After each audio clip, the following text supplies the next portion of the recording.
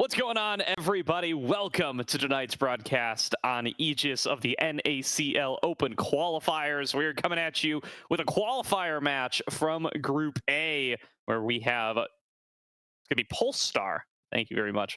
Taking on Gravity in a best of three full fearless to determine who makes top 8 and who's going to have to drop to that lower bracket to play for their lives once again. I'm Gordo. I'm joined by Random Minion Caster, RMC. Welcome aboard Aegis. Welcome aboard NACL OQs. Thanks for having me, Gordo. And what an NACL OQ this is shaping up to be.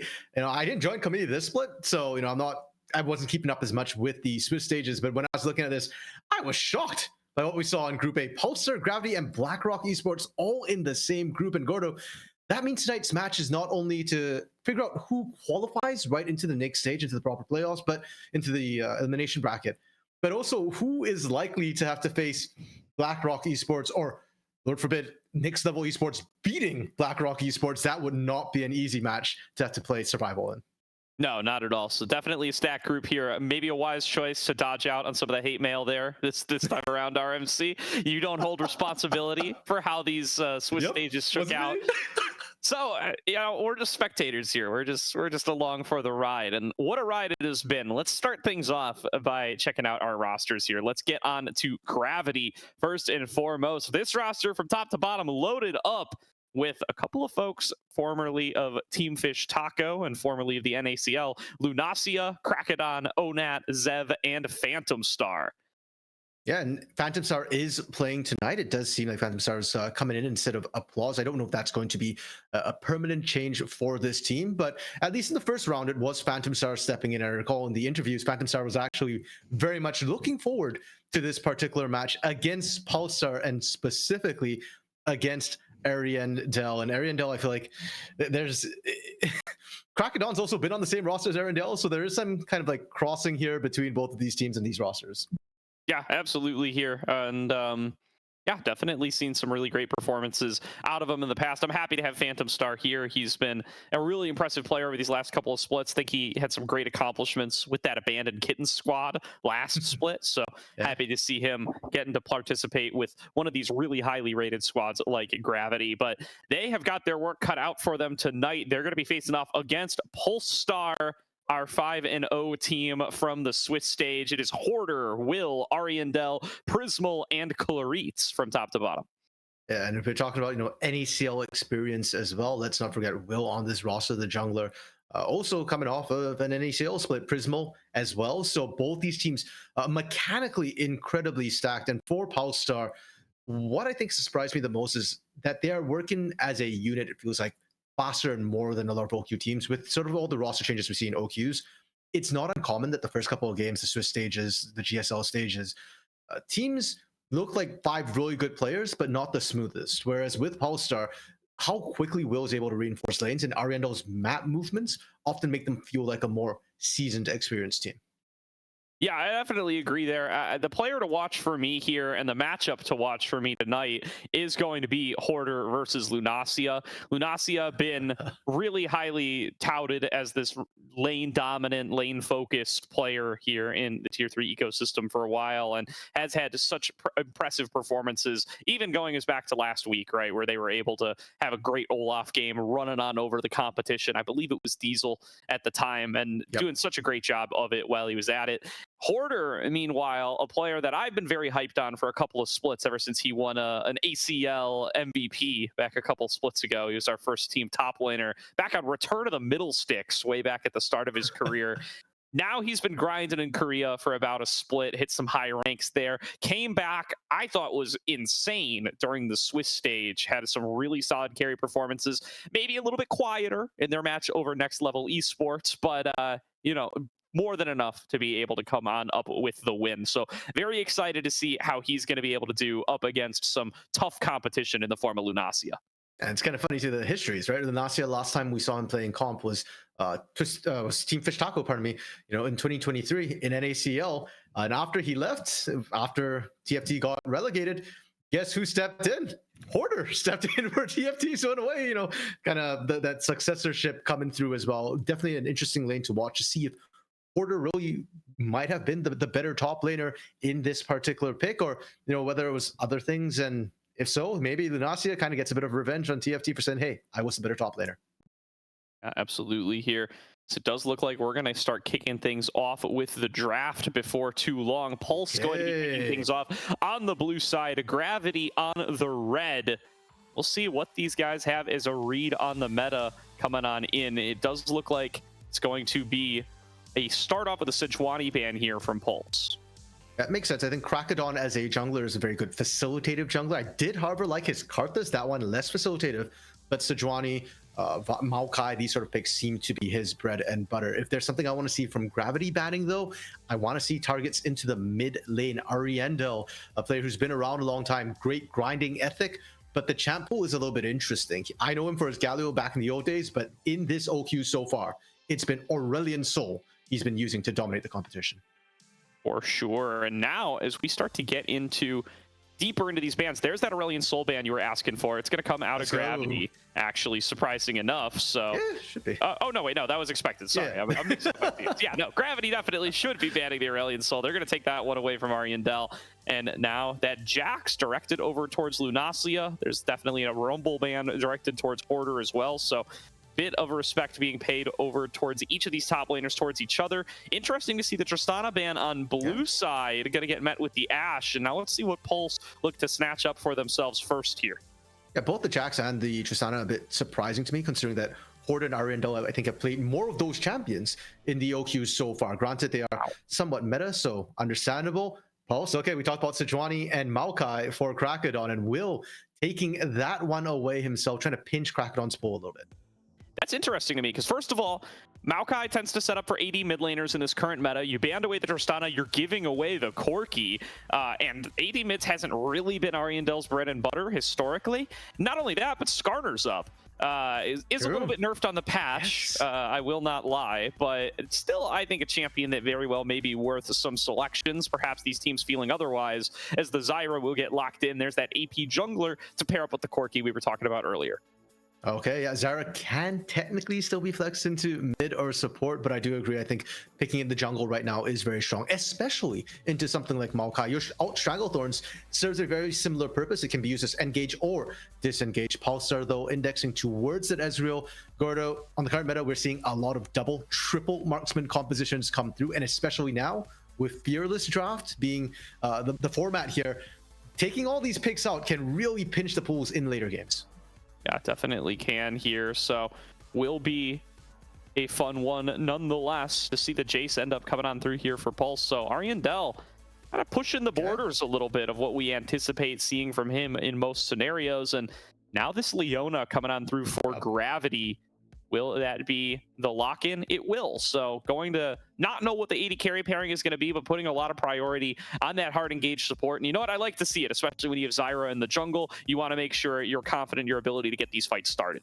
Yeah, more importantly, when you're seeing Ezreal Jace on the other side, you know what Pulsar is looking for. They're looking for poke. So you need to find hard engage to kind of counter that. Leona, a good pickup. They're trying to pinch the support pool as well, take away some of those counters, things like Alistar. Braum would be an interesting one as well, because Claritz has kind of stated that his signature champion is Braum. Though I will say, I think Phantom Star had an amazing Braum up in their game against BlackRock earlier. Absolutely agree with that there. Also look really good on the Ornn, paired up with that Senna Ornn lane. That's probably going to be off the board in this game, with Ezreal having already been locked in, and pretty sure that the Jace is going mid. Could always take Jace top, Ezreal mid, Maokai jungle, and still get a bot lane later in the game here, but a little less likely than not. There's going to be the Ziggs locked in for Gravity, so giving that one on over towards the bottom for Zev, paired up with that Leona. Respect, I like it. You've got long range poke as well to be able to try and answer the Ezreal, especially in lane. This is actually not an uncommon matchup. People used to run the Ziggs into the Ezreal to be able to outpoke Pulsar, though. Okay, they've switched a little bit away from poke. I say a little bit. Twisted Fate can be really good engage in the top side, but blinding it does open you up to potential ways of punishing it. Okay. It's Bard, baby. It's Yeah. Bard.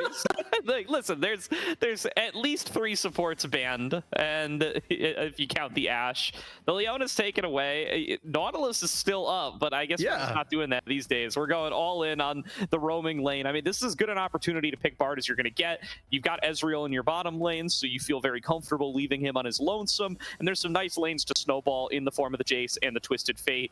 Do want to look to get those ahead. You are going to be facing off against Camille as that Twisted Fate, so already a double carry top lane matchup for what I would call our featured matchup of the day between Hoarder and Lunacia. This is sure to be a spicy start, especially when these bot lanes, I don't think they're going to be brawling each other too much, RMC. I think Ezreal and Ziggs, they're going to be standing pretty far away from each other, chucking Qs.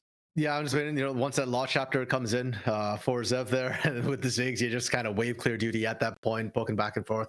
What's interesting to me, Gordo, you talk about the top side featured matchup. Let's go right back up there because Lunacia gets counterpick with the Camille, and I do think the Twisted Fate Camille matchup is actually a rather volatile one, and it's not that heavily Camille favorite necessarily. Twisted Fate early on can look to try and just punish the Camille in the laning phase immensely. And if you get a big enough lead in the laning phase, well, then sure, Camille can engage on you. But even if she does get the Hextech ultimatum down, that's not a guarantee she'll win the 1v1. No, it definitely is not. And I really like that Hoarder is chosen to go for, while he's blinding top lane, he chooses to go in the direction of something that's range, something that has some self peel, rather than something that's just kind of seeding the lane and going for tank, right? Something like the Casante, or even folks like Dragoon are busting out things like the Mundo in certain scenarios. Really do like to see that he's still leaning in towards that style. He's still giving himself outs to kind of be dominant and to be played towards. And when Claritz then locks in the Bard and can start unlocking himself around the map, that definitely gives you the chance to maybe try to punish Lunacia in some over aggressive angles and get yourself ahead in the early game. Yeah, and that's something we'll have to keep our eyes on. Of course, the roaming Bard, how much impact can you have in the other lanes? Because as you mentioned, Gordo, the fact that Ezreal, Ziggs are going to stay at range, just going to kind of poke out, wave clear for the most part. You don't need your supports in that sort of situation. And we know Leona can and will look to roam, but I think Bard is a great answer into that.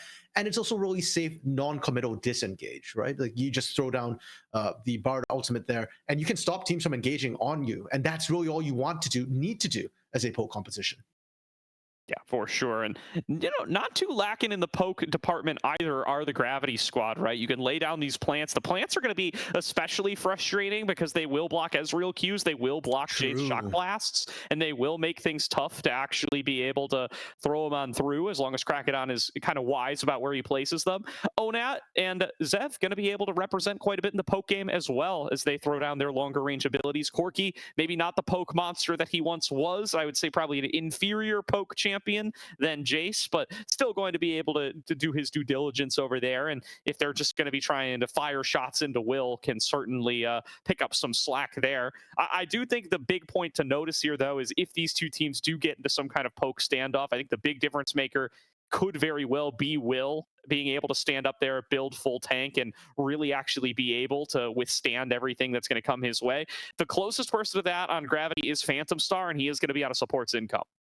Yeah, fair enough. And I'm actually curious to see if Will does end up going full tank, because I've seen quite a few Liandry's Maokai's actually start coming through, and especially if you're going to run a poke comp anyways, you don't really need the bulky Maokai in front. He's going to use Nature's Grasp as his sort of disengage tool, and therefore the Liandry's actually ends up being quite valuable poke and burn in a lot of these face-off situations. There isn't a huge tank either, as you mentioned, because it is going to be support Leona there. So if that's going to happen, like maybe the AP is more valuable for Will. Definitely could see it being so, as it looks like we are about ready to get onto Summoner's Rift for game number 1. So let's kick things off, RMC. Polestar taking on Gravity for qualification to top 8 and a whole chunk of NACL qualifier points to go along with it. Plenty on the line. We'll see who's going to take it. Yeah, right from the get-go, it looks like Polestar is just grouped up and eager to find some sort of level 1. And I think, considering the fact that Gravity is not even aware of this whatsoever, there's a chance maybe somebody face checks a push they shouldn't. Yeah, Lunacia did opt for the flash. Camille's don't always take flash these days, but in the Twisted Fate matchup, that's definitely the time to do it. Don't know if that'll be enough to keep him safe, but Lunacia just hanging out into the pixel brush down there.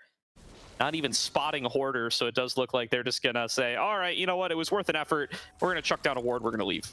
Yeah, and I appreciate this from Pulsar. A lot of times when you rush into lane like that to get that early vision down, yes, you're looking for cheese, you're looking to maybe punish somebody who makes a mistake, but also you're looking to get lane control early on and give Hoarder that safe lane. You want to make sure that Hoarder isn't getting cheese and he can start abusing his range right from the get-go. And we talked about this, right? The fact that Twisted Fate can actually win this matchup if you can abuse Camille hard enough, set her behind far enough that her item spikes are behind yours.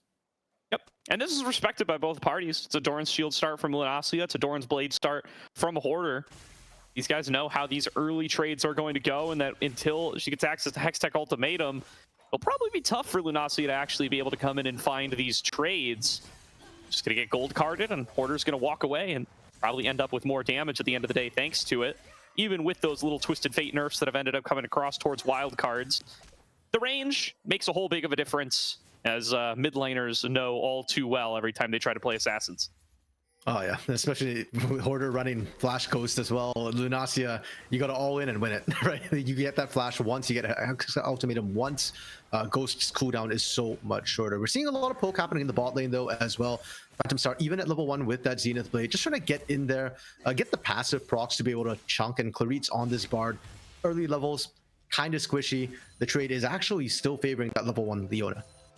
And zoning them off the wave in the bot lane are Prismal and Clarit's really abusing the range advantage that they've got for themselves here up against Phantom Star on the Leona. They clear out the wave a whole bunch faster. They tick level 2 first, and it will give them this opportunity to kind of push up the wave just a little bit further. They actually get to stop it right outside the turret as well, so they can try to make this into a double wave crash and try to get themselves a little bit better of a reset. Does look like their Siege minion is going to contact the wave here. They're going to finish it off and give themselves a chance to maybe move around and do whatever it is they please. And I think Zev and Phantom Star will be fine with that. Eating the sort of double wave stack that was attempted, they're still able to pick up the CS quite comfortably, and it keeps them safe from ganks. So Krakadon can just power farm on this Zyra, because one of the big advantages of AP junglers right now, especially Brand and Zyra, is how quickly they can clear. Absolutely, and does look like Krakadon's using that timer to maybe try to make a visit towards Ariandel here. Ariandel diving in with the Two of the Skies, but doesn't look like those grasping roots were able to connect, so he's going to be just fine. Does a little damage to Onat, starts channeling the recall, and Krakadon is going to path on through and get back over towards his respawning camps. Looks like Will going to be the first one towards this Scuttler, so should have ownership over top Scuttle. With Ariandel TPing back into lane as well, they'll have mid prio. Granted, it's just a tier, so it's not combat stats necessarily, but just having more health and mana should allow them first move. Will, though, looking for first blood up top. Yeah, Lunacia probably going to have to flash here at the very least. The slows come through, and you know what? Will's not willing to use the advance, the twisting advance. He knows that he's going to get flashed under turret. He knows that he's going to end up taking a bunch of shots, and he's not willing to risk that. Clarit's, though, Clarit's is willing to take some turret shots just to be a pain.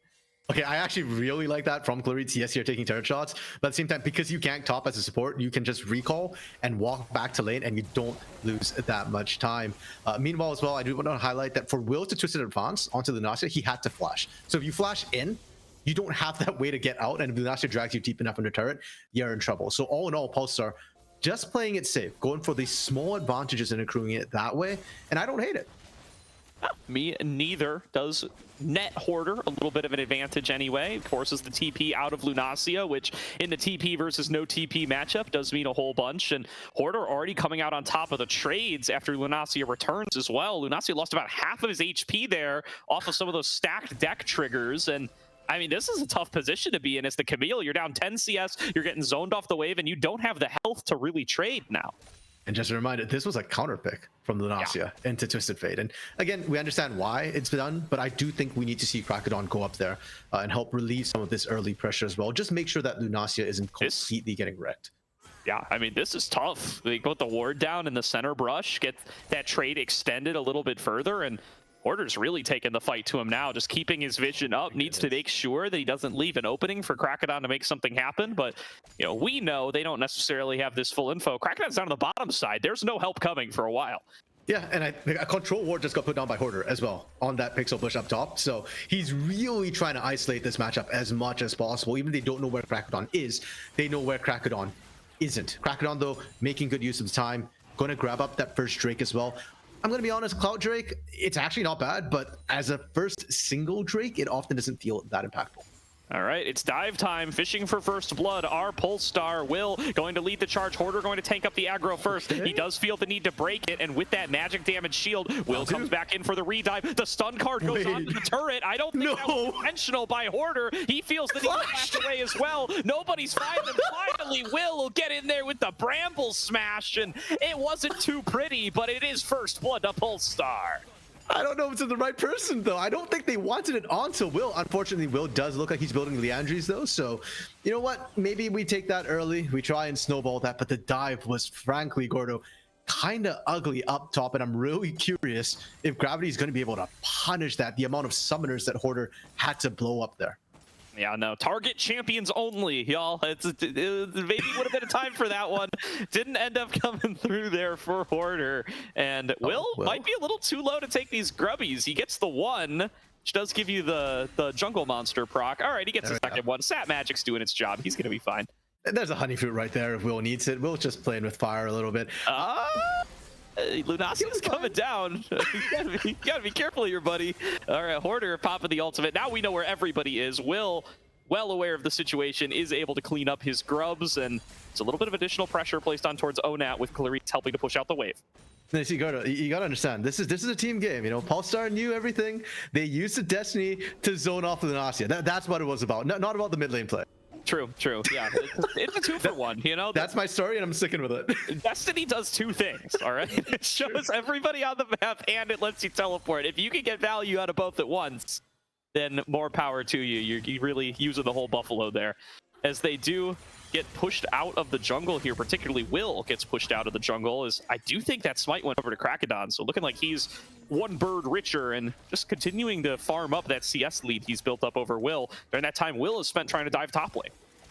Yeah, and that's one of the prices that they had to pay with that botch dive as well. Krakodon 1.5 levels up on Will. Will is not even level 6 yet, does not have the Nature's Grasp available, and that's why Krakodon's getting to walk in and just own the jungle right now. Yeah, nice job by Hoarder there. Also spacing out the tactical sweep and taking himself a very positive trade up against Lunasia, who still doesn't have TP back and now has to take another recall. Hoarder making good use of those Swifty boots just to space out these abilities most effectively, and the Rectrix is boosting up the damage. Lunasia's going to choose to stay to try his best to at least sap XP from this wave, but this is a great position to have it frozen in as well, where Lunasia can't step up and the turret's not quite hitting the wave yet. And the wave is stacking up as well. So for Lunasia, trying to step up here, you could potentially eat 2 rounds of poke if Hoarder wants to sit there. Instead, Hoarder moving down, just trying to clear vision as well. I believe there's a control ward that either Krakodon or Lunasia actually managed to get down there. Hoarder didn't clear it, and Phantom Star, he's looking to make some action happen.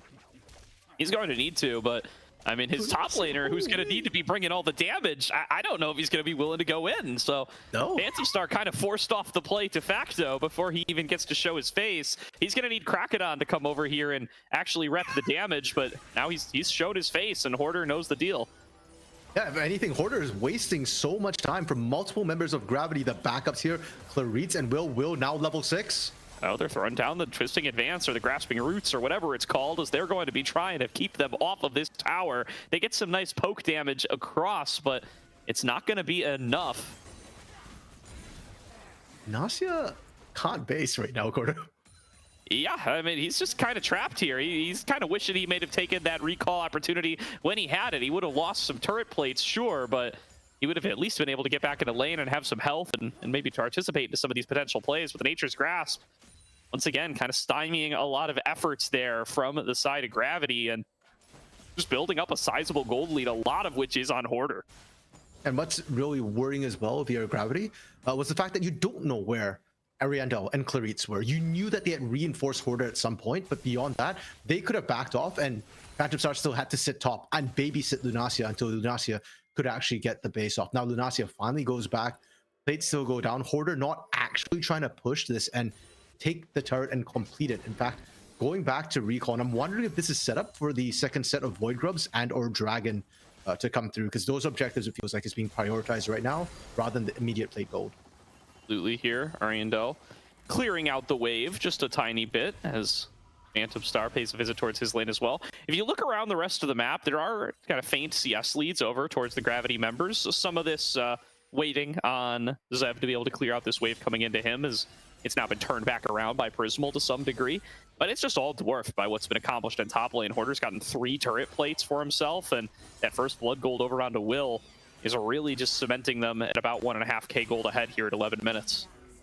Nasia stepping up, but will get forced back away, gets stunned here as well. Has to flash away from the True Shot barrage, choosing that over the alternative of potentially being dove, but does look like that dive's going to come through one way or the other. Pops the ultimate to try to get out of Will, but gets Bramble smashed in the wrong direction, and Prismal going to clean up the kill. Yeah, it's not a choice, unfortunately, Nasia gets to make. The moment you stepped up, the moment top side showed, right? They saw Zev, they saw Phantom Star, they saw Krakodon, and they knew Onat was mid. Your fate was pretty much sealed, unfortunately, in that bot side, and Lunasia is just getting set further and further behind Onat. Yeah, Onat doesn't have the flash available yet. He is going to get snared up by the Nature's Grasp, and there's going to be another kill. This one going over to Hoarder. 3 grubs do get secured for Krakodon, and they are going to look to get this first turret gold. They do get it. That was the mobility tool for Zev used, but he will be able to walk out in time. So nice play there by Gravity to get some of that gold equalized. Yeah, very clutch one, but one that mattered a lot to Gravity. They are still killless. They haven't got a kill on the board, but because of the rotation, because Zev got up there, they got the turret. And more importantly, they denied at least 3 of the Void Grubs, because right now, you know, with the changes, Void Grub, you only need 4 to get Void Mites. And Pulsar, if they get there with the pressure that Hoarder is going to be able to put down and gets, the pushing power from that Twisted Fate very quickly spirals out of control. It definitely would, and getting that additional kill just a couple of moments ago as well, going to continue to make Hoarder an even greater threat in these side lanes. Onat going to be the one assigned to go and answer him now. So they've already kind of given up on their counter matchup. It feels like Lunasia going to be assigned towards that bottom lane, farming it up against Ariandel. What? And now it's going to be Gravity starting off this Dragon, looking to get themselves number 2. And with Will on the other side of the map, I'm not sure they're going to be able to do anything to stop it. No, and this is a little bit shocking to me, Gordo, because usually we see Void Grub traded for Dragons, especially when they're spawning roughly at around the same time. But Gravity got both the Void Grubs and the Dragons. And Pulsar, sure, we got some kills, but objectives are what wins you the games ultimately, not just the kills. And Pulsar kind of gave that one up. We'll have to see if the gold that they're getting from all these plates, from these rotations, end up making up for it in 5 minutes when that second or third Drake card spawns. Yeah, the timers are going to be desync now. Zev forced to flash as the Tempered Fate comes through from Clarice. Nice trade that you'll make any time on the Bard's support. And this is going to be Rift Herald spawning here in about 20 seconds. So surely that's going to be the place where Pulse want to plant their flag and say, all right, you know what, we're ahead. The objectives belong to us. They are going to take away a little buff here first and foremost, though, to make sure that they're going to be in position to steal them away. Yeah, and I feel like the Herald, having lost first turret already, does somewhat devalue the Herald. And if Pulsar want the Herald, I need to see them do more with it, you know, like take a turret, potentially get a second charge off, and or use it for that Dragon priority to boot, because if not, you know, what's the point of this Herald really? You already lost the first bit gold. Yeah, I definitely want to see them take it and try to bust open mid, give themselves a little bit more space to play around the map, get some aggressive wards into their jungle, use this poke composition to its fullest. You also really want to deny it from Zev Ziggs, who is going to combine it with his satchel charge and really take you a turret pretty much anywhere on the map as soon as he chooses. You need way less setup when you have the Ziggs on your team to make full use of that Rift Herald, but already Will making his way up there. They're a little late to the spawn perhaps, but Pulse do appear to be the ones pulling that trigger first, and they should have full control of the area. Yeah, for all that Lunasia was pushing up top, Lunasia they instantly got bounced back right away by Hoarder showing up. Lunasia doesn't want any of that right now, just wants to sit quietly, farm up, and Will, Prismal, minimal effort, easy take for Pulsar. Yep, Ariandel arrives to the bottom lane to defend up against Onat's split push. Midwave was already shoved in, so and nobody in position to respond to this. Rift Herald will go through pretty easily. Clarice not quite landing that Cosmic Binding. Lunasia will be able to walk this one out, but this is going to be a turret taken here for Polestar, no doubt about it. And they do have that Rift Herald in their pocket for another attempt in the future. I love watching Clarice play Bard. This is why I like watching Bard, because playing Bard isn't a choice. It's an attitude. You know, you walk up and you're just like, hey, I'm here, Lunasia. You don't get to step up, and Lunasia gets tagged. with the wires in the air from that hook shot. Gonna get locked down, gonna get taken out. Hoarder picking up the kill credit. Rift Herald taking up the inner turret. And you know what? I would have liked mid turret, but I'll take an inner as well. These things are worth a bucket load of gold, RMC. Same, worth. Onat on the other side answering with an outer turret, not worth quite the same. And you know, we were kind of talking a little bit about, hey, is the Herald worth it or not? Yes, it is for Pulsar, and taking that inner turret on the top side as well opens up the mid outer turret. You can potentially get ganked from behind, and we're already seeing the poke start to come through from Pulsar. There is no real tank on the side of Gravity, so trying to hold that turret against that much poke for any lone member becomes really, really scary. It certainly does here, and that going to be nearly a full second item completed onto Hoarder here before Lunacia can even get what I assume is Trinity Force all the way finished with. So a massive lead towards Hoarder in that top lane as he just continues to threaten on these side lanes. And now a pretty sizable 2.5k gold lead picked up for Polestar, going to put them in the driver's seat as we get towards this mid-game portion of the game. They're feeling real good about how they've been able to execute this comp early on and the leads they've been able to garner. Yeah, I'm actually really curious what the gold discrepancy in the top side is right now between Hoarder and Lunacia. Thank you very much, PVS, our observer, for showing that. Yeah, the whole gold lead. Expected. Yeah, it's basically 3k, right? Or just shy of that because of the loaded dice passive for Twisted Fate, which already is one of the reasons why he gets so far ahead, plus the kills, plus the CS discrepancy that's coming through. Thank you, PVS. So yeah, 625 gold coming up from that as well. Yeah, Hoarder is an absolute menace right now, and nobody can stop this split push. Not to mention the poke that Ariandel and Prismo can also put down on the other side of the 4-1 split push. Yeah, I mean, you need multiple members to stop him, and if you do that, you're going to end up losing a lot around the map. There's going to be a nice solo here, though, connecting on Ariandel, comboed with that Mega Inferno Bomb, going to be able to take a kill here for Gravity, and Lunacia diving in for more. Clarit's going to flash back away. Stun card connects onto Lunacia, but the clapback is not ready for Will. He's already used the Nature's Grasp. There's no re-engage options, and it's just going to be Gravity walking away with the kill. Really well timed as well from Phantom Star to punish under that turret. The Tempered Fate came out way too late to try and stop anything from happening from Clarit's, and the timing of the kill also is going to net Soul Point for Gravity. Gordo, that second Drake, that's gonna come back to bite Pulsar huge. Yeah, Soul Point, especially Ocean Soul Point here, and these kind of poke wars that we're expecting to see coming into the later game. That's going to feel very good here for Gravity, and it gives them a very firm pathway back into this game. Yes, they may be at a gold disadvantage, but pick yourself up one more dragon, and I'll take that for a 2k gold lead most days. Hoarder has now completed his rapid fire cannons, so going to have those extra range engages, and they're going to have to make those count and prevent another dragon from going on across. Yeah, and for me now, it's a question of what can Hoarder achieve in these 4.5 minutes before the dragon spawns again. Because when it comes to a team fight, Gravity do have the better team fight tools with the Zyra, with the Leona, and props to Gravity, they've been doing a pretty good job as well of clearing out vision when they want to make a play in the area. Bot side, they're going to try and maintain this blackout against Polestar, and for a poke composition, that is terrifying. Not only can you not see who or what you need to poke, but you also can't see the potential flanks from a Camille, from a Leona. Yeah, and now it feels like Gravity are kind of rock solid. They're really tough to kind of engage and push onto. They're just able to camp out underneath these turrets. They can clear waves infinitely with Krakodon, Onat, and Zev. No problems there whatsoever, and it's not really easy to dive them underneath these turrets. Will's not particularly tanky. Clarit's isn't tanky. You'd have to do all this kind of tower aggro juggling nonsense, and against triple TP, you don't really want to do that. As I say that, though, Clarit's going to be able to connect the Tempered Fate, going to be able to catch Lunacia up, maybe just a little too far up. He dives further in, but it's just not enough. Ariandel will finally be able to melt them down. It takes 4 members and a pick off from Clarit's, but they're able to get a kill. Now, the question, Gordo, is it worth it?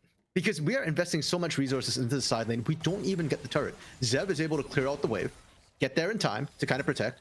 Hoarder is not really able to split push into the mid solo, unfortunately. And look at the timing of it. The last time Gravity got the pick, they got Dragon. This time, Pulsar get the pick. What can they get? They can't get the turrets. There's no Dragon to take, and it's too early for the Baron. So if you're Gravity, I think you're okay with this. It's not ideal, but it's also not that turn. Yeah, I mean, it's a mental advantage against Lunacia. You've got that. Sure. He's 0-4-0. He's not happy about his game whatsoever. And as long as you keep him from having fun, maybe that's going to try to disrupt a little bit of the quality of the communications. But yeah, outside of those sorts of advantages, there's just not too much being built up here. You know, they've got themselves firmly 3K in the lead, but I would have said that 45 seconds ago, and not too much would have been any different. The Baron is now spawned up. It is the all-seeing Baron, so it does have those multiple angles of approach, and that's going to get real dangerous up against these sorts of compositions, although Lunacy might be picked again. Jumping back away. Lunacia just wants to farm, guys. He just wants to go to a lane somewhere safe, and this bot side inner turret honestly doesn't feel safe for Lunacia right now. We already saw what happened. Lunacia is going to make his way back in, but he's 2 levels down from Ariandel right now. Sure, it does look like they might be thinking about starting this. Destiny will spot them out. Lunacia, you can see the panic in his eyes for a moment, but now realizes Hoarder is not coming for him. Will be a port deeper into the jungle. Hoarder looking for this flank angle, but spotted by that Scryer's ward. They will just have to retreat back out of this jungle. That is TF ultimate blown, maybe for a bit of map control and just a bit of vision. Yeah, trying to assert the dominance there, get the vision on the top side. They're looking for a pick on rotation to Baron, but both teams kind of know this. And look at the vision that both of them can get down, whether it be plants, whether it be saplings. Maokai ult just to brute force the mid outer turret. I don't hate it from the side of Polestar. It's a slow grind, but every turret you take is a permanent turret down. Yep, it's slow, it's controlled. It's why Polestar have been undefeated throughout this OQ so far. Not dropping a single game, and it's because they're playing responsibly. They'll not go for anything too risky there. We don't talk about the level 1, or not the level 1, but the first kill tower dive. Apart from that, they've played everything incredibly tightly, just setting up for pre-scripted plays, throw down the Maokai ultimate. Either they respect it, they back off and we take the turret, or they don't and we're going to kill multiple members. Gravity making the right call there, but the end result is Pulse with an advantage either way. Gravity, though, they have their eyes on the prize, and that is the Ocean Soul for them. They are now setting up. Double control ward, unfortunately, came down between Phantom Star and Onat. Well, you know what? They're not a duo. That's Zev and Phantom Star right now. And the poke coming out from Zev right now, actually good and doing more than Ariandel and Prism. Absolutely here. Need to start looking for some of these shock blasts to land on towards influential targets. Onat took a big chunk somewhere in there. I assume that was a shock blast. True shot barrage comes on across, just nicks Krakadon on the side, but will not interrupt that recall from Onat. He's got the TP to be able to rejoin if that is the call. They're starting to move up towards top lane now. Another shock blast connects onto Zev, though, and going to make that damage stick. Yeah, I don't know with the Ziggs if this Baron threat is anything at all. Solar Flare comes down, not quite enough to find anybody, and that's a big engage tool down for Gravity. Yeah, for sure. Does force the flash out of Ariandel, but that is perfectly fine for them as they do manage to secure themselves the dragon. We'll be back up in time for the next one. That Baron going to potentially be the next focus, but like you said, does look like they're starting it up. I mean, Krakadon can do it decently fast with the Zyra. He's just two-manning it with Onat right now. Okay, I mean, they've been here for a while. You can see how much damage Krakadon is taking. Unfortunately, the plants aren't enough. A quick tempered fate from Clarice is enough to stop everything. And meanwhile, Ariandel split pushing on the bot side. Destiny being used.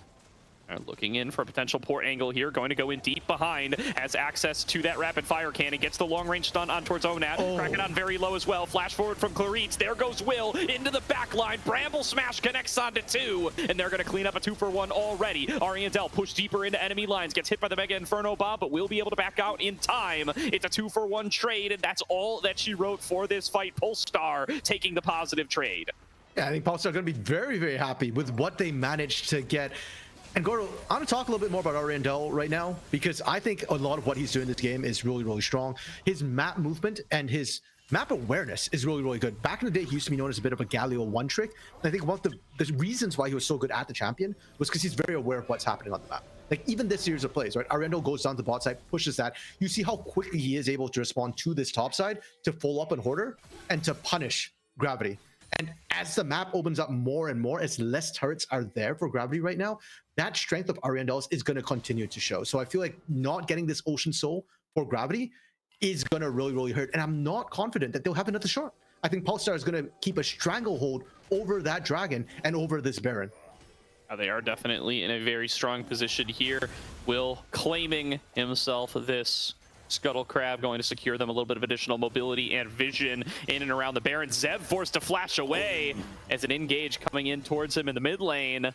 That will be him on the back foot now. Low health bar, no mobility tools will really mean that he needs to save that space. That's a stun connecting on a Hoarder, though. That Inferno Bomb comes on across. One more rocket. We'll be able to finish him off. This is the kind of fight that Gravity needed. Lunacia going to be able to lock down Will using the Hextech Ultimatum, but the follow-up damage cannot present itself. Ari and Dell still raining shock blasts in from the right, and it's just going to be the one pick. And despite the pick, we still see Pulsar on the front foot, willing to hang around on Gravity territory. They are not deterred whatsoever. And Gordo, I gotta admit right now, this Pulsar comp, the poke is good. The defensive part of Will and Clarice haven't really been panning out. It's a lot of individual mechanics that's keeping them on the front foot right now. Yeah, for sure. I mean, they just didn't have any tools to save Hoarder at that point.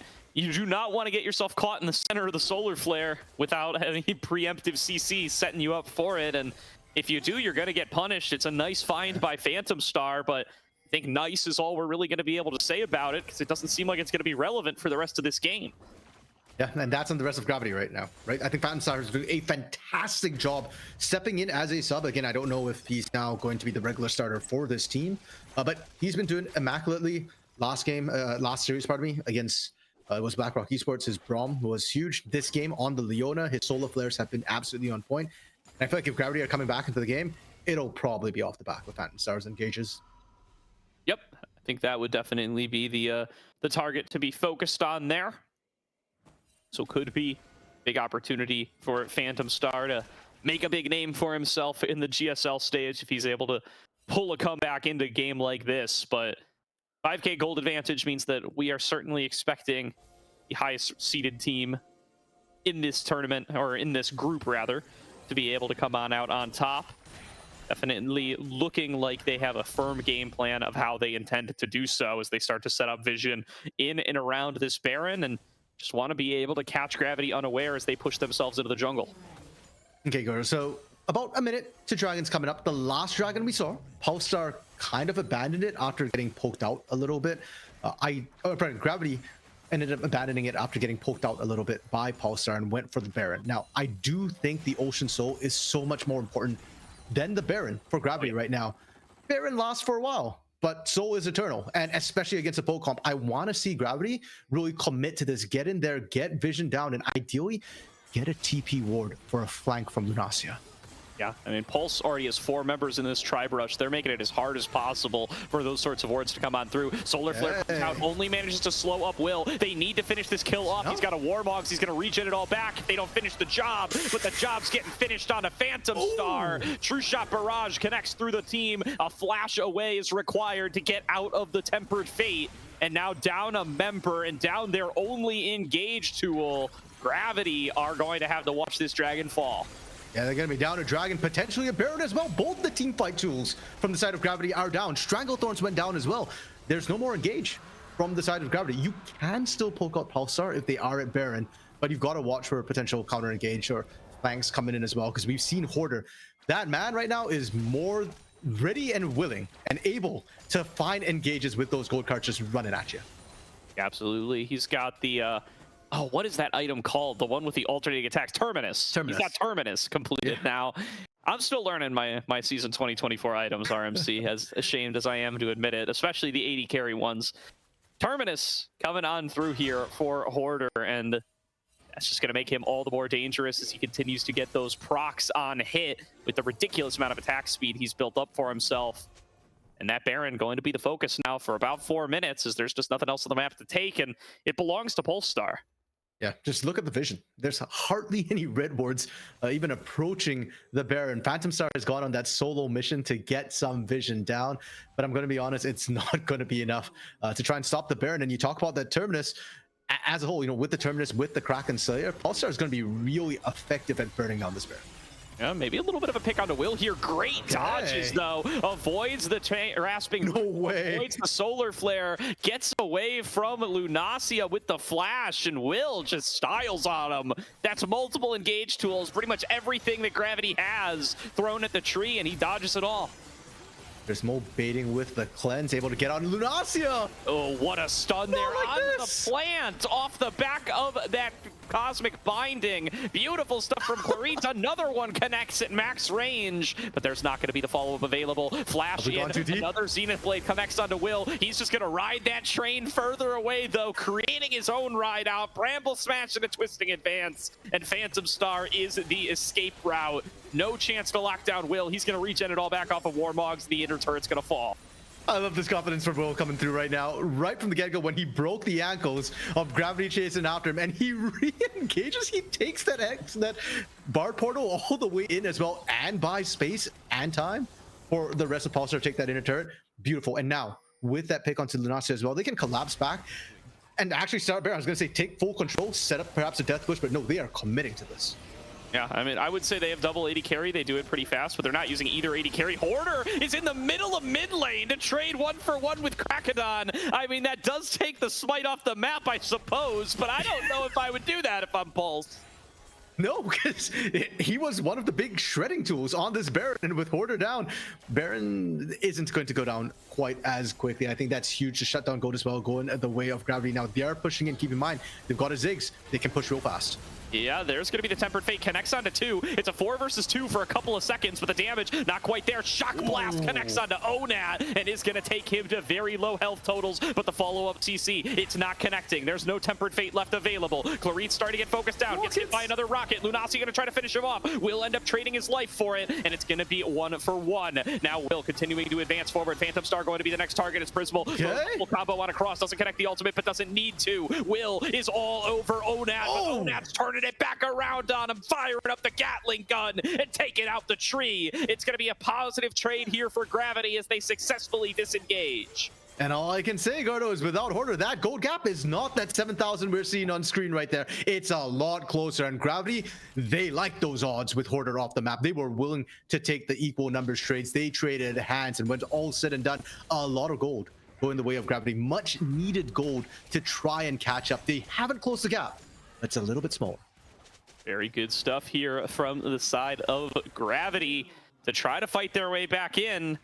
The only question is going to be, is it too little or too late? Hoarder giving him a bit of a freebie there. We're talking about how he's presenting the Baron damage, and he literally ports into the middle of 4 to trade 1-for-1. Maybe in a vacuum, you like being able to take out the Zyra jungle, but they needed him in that fight, and he was not there for them. He can clean that up going forward. I still think Pulse are super heavily favored, but there's that lifeline for Gravity. Infinity Edge picked up by Hoarder. And Gordo, you know, I did mention that I could see Hoarder engaging, you know, by just running at you. I didn't expect him to engage into multiple members quite like that. And yeah, you know, if you find somebody isolated, go for it, right? You've got 4 items. You're very rich. You're very, very strong. 4 items, though, against 4 people. I'll take the 4 people. When that happens on Twisted Fate, that's when it's the funniest, because you know that they knew everyone else was there. You can't make that excuse. Did he actually Destiny before that? I actually don't recall. How would he get there without Destiny? He runs at you. Oh, sure, fair enough. No, I'm pretty sure he portaled in. But yeah, I mean, that's gonna cost you a little bit. But Zev taking a big chunk there from the True Shot Barrage, and that's going to keep him from being at full HP for this upcoming skirmish. It's the Dragon once again, and Ariadel's just soloing it. Blue Trinket comes out a little bit too late, just in time to see it go down there. And once again, that makes Baron the focus. Ulta coming out. Here comes the Destiny. Here comes the Tempered Fate onto 4. Clarice getting a miracle engage here for Polestar, and that is going to be all she wrote for Gravity. Pulse can take any kind of fight they want from this position, and it's going to be each member of Gravity falling one at a time. Lunacia able to trade 1 back, but it's in trade for 4 members. Sev, the last one standing, gonna try to hold on. Dodges out on the True Shot Barrage and manages to hold on to his life. That wave clear might just stop the game from ending right now. No shot, that didn't hit. Zev on the camera, it looked like he got barely tagged by it, but he didn't. Is alive. The wave clear will hold, but against a Baron buff, it's not gonna be enough. And most importantly for Polestar, it does feel like they needed this. They've been trying so long at this Baron, and finally they have the right conditions to take it. Baron dropping lower and lower. It will fall to Polestar, and they will be set up to push into the base. They've already got one of those inhibitor turrets down in the bottom lane. And once they redeploy, once Will is back at their backs, you better believe they're going to be going to 1-3-1 as long and as hard as they need to bust open this base. And go to Clarice, man. We got to talk about that Bardo, because that Tempered Fate truly did seal the fate of Gravity in that fight. A 4-man catch onto basically the entire back line. Clarice has done some good plays this game. The Tempered Fates didn't really impress me prior, right? We saw a couple attempts at defensive Tempered Fates, didn't work out. But give the man a bit of time, a bit of space, and the ability to use it aggressively, and it looks amazing. Now Gravity's got to think twice. The range on Tempered Fate is so great that you can't really predict it in advance. And you do have to give some credit for that engage to Will as well, as he funnels them all together using the Twisting Advance, or using the Nature's Grasp rather. That one, you know, they're not really comboed up this time, so that much doesn't happen. But when you force them all together to try to block the root, that's the perfect time to pull the Tempered Fate trigger. They put that combo together in the last fight. Would love to see them do it again, but this is a long cooldown on Tempered Fate, and with this Baron at their backs, I'm going to be honest, I don't think they necessarily need it. No, Pulsar can take it slow. They are pushing on multiple lanes. Okay, Lunacia. Whoa, all right. Like an Inferno Bomb deleting the Hoarder there. He gets caught out in the side lane, but it is in trade for a lot of the base. The bot lane inhibitor fell down, so to the mid. Phantom Star going in for the engage. Prismal going to have to flash back away, continuing to rain on through the shots. Double stun comes through up the Tempered Fate, and they manage to melt down Lunacia. Phantom Star going to join him as well, and now it's just the carries trying to hold on to it. True Shot Barrage guns down Onat, and it's only Krakedon and Zev left to try to clear out these waves. But Prismal continuing to fire away. Satchel Charge used defensively to bounce back off, and the first of the Nexus turrets will fall. Shock Blast connects, and the second Nexus turret going to be in their sights, and it just doesn't look like there's any opportunities left for Gravity to hang on to game number 1. Polestar going to draw first blood in the series and go up 1-0. And isn't it ironic, Gordo, in a way, that Gravity was doing so incredibly well playing on the defense, and what ultimately cost them is them going on the offense.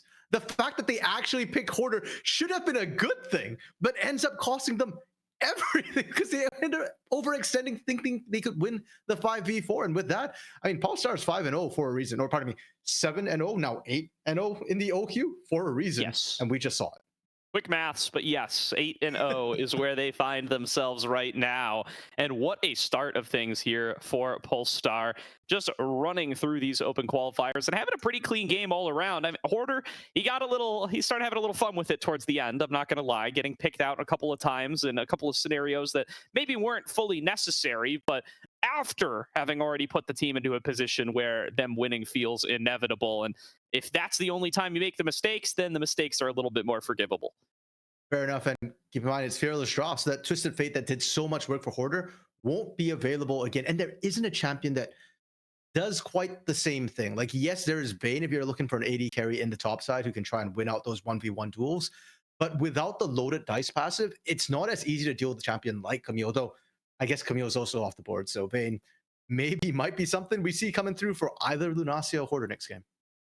Very well could be. We'll have to find out. The pool's going to get a lot more pinched due to full Fearless, and I think that's going to really be helpful for Ariandel in particular, who is going to have some of these current meta mid laners taken off the board and might have some excuses to go into stuff like his Galio the way he did last week.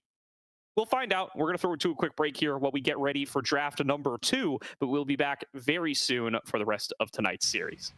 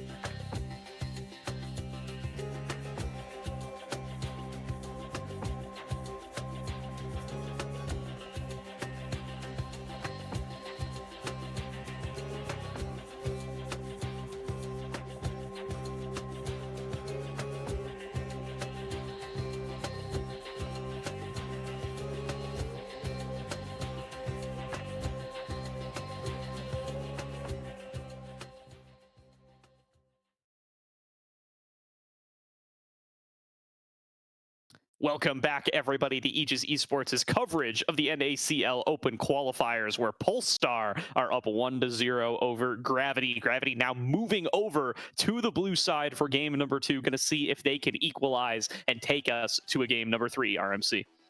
Yeah, and game two, yes, it is fearless drop, but there are still quite a lot of strong picks up, open, and available. Skarner, neither pick nor banned in game one, is potentially up, and Gravity have opted for the blue side, so they will have the advantage of that overwhelming B1 power pick.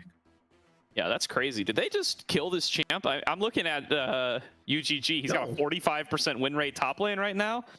So maybe they did just ruin this champion. Yeah, PVS is grinding it out in GM right now. He says the champion sucks. So no, it's still perfectly fine. It's viable. It's actually pretty balanced. The problem is I think everybody was just abusing it for the power and didn't actually understand the champion. Nobody learned how to play Skarner right because they were just solo killing people all the time. Fair enough. Fair enough. Either way, maybe he's just going to continue to whiff through these picks and bans until people learn how to play him right. Certainly these two top laners, I think, it's also worth addressing. If these are the two top laners you've got, you're going to need a hell of a good reason to be playing tank top lanes, and maybe Skarner not a good enough reason anymore. Hey, but you could send it to the jungle. I still think it's on the jungle. Krakadon was playing it in some of the... It is like 48% win rate jungle, yeah. Yeah, and Krakadon was playing it in Combine, so I'm sure he knows how to play it. Nerfs didn't really... It doesn't hurt jungle Skarner all that much. Of course, any nerf kind of sucks, but it's not like GG or game over by any means. So I'm very curious to see if we actually do see it played in the jungle of the series. Appreciate the respect here to ban out the Vayne on blue side, knowing that, you know what, he could take it on R3, he could take it on R5. Will be that first pick Sejuani for Gravity, so I do assume that is going to be for Krakadon in the jungle. Yeah, I mean, top lane Sejuani is situational. I don't really like seeing it first picked. And we talked about Krakadon's champion pool. The Maokai was already played. It's kind of gone. So having the Sejuani come up, I think, is going to be huge. I'm trying to remember what they changed up. It's the Ashe on the red side, actually, that changed things up for Paulson, left that Sejuani open. Yeah, I believe so. I'd have to double check my previous draft. No, the Ashe on the red side was the same, but it was ASOL and Rumble before. The Vayne's the big difference maker. Well, no, because Gravity banned Ashe on the red side. Now Pulsar has to ban on the red side, so that'll make sense. Yeah. Correct. But Pulsar, I mean, they're going completely different. Will on his Kindred, and we talk about these top laners as carry players. Will is a carry player himself too, so really happy to see him pick up this Kindred to be able to kind of play around the Sejuani. Once you get a bit of mobility going, Kindred can absolutely rip that Sejuani to shreds. Yeah, he went 15-1-3 against Next Level Esports in game 2 last week on this Kindred. So he's a well-versed Kindred player. I'm sure he's happy to be able to grab that pick for himself at this level. There's going to be that Renekton locked on in, and the Rel going to join him. So Order going to again take as aggressive as a blind pick champion as you can get in that top lane, this time in the form of the Croc. We're going to see if they want to snap up a counter pick to it for Lunacia right here, or if they're going to risk more and more of the pool being pinched away. It does look like they want to get that Hui for for Ariandel, and they will lock it in. Well, I guess, Gordo, there's a Will, so there must be a Hui. That's it for Onat. For Ariandel. Okay, that one kind of sucked. You cooked there, man. I'm going to get you deserve the credit. It's the pain is part of it. Yeah, you know what? Might need some meds after that cooking. Ariandel picking up the Hui, though, that's something that he has been practicing a lot in a solo queue prior to this. I still think it's a very, very strong champion. It's kind of fallen out of favor a little bit, but it still does everything you could potentially want for a team, and especially when you've got something like Kindred already as a more sustained source of damage. I like the Hui to be able to kind of poke down, get that range, and provide a bit more utility for the team as well.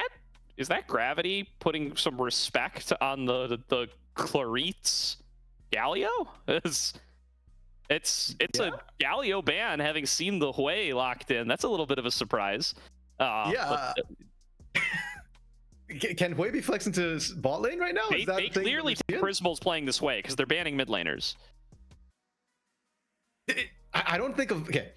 When I think of Prismal as an AD carry, I don't think of him as a mage player. I mean, he did play support for a while, so maybe he practiced a bit of Hui there, or you know what?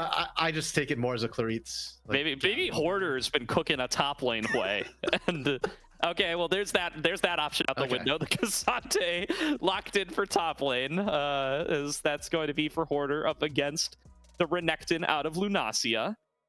And now, rounding out this draft, apparently expecting a Hui bottom, what is Gravity going to take for themselves here? They snap up that Orianna. That's an ONAT classic. I think he'll be very, very good on that pick, especially with all these divers on the team. and now a last crack at what their AD carry will be. Looking at that Perfect. Jinx and forming up a very traditional front-to-back team fight comp.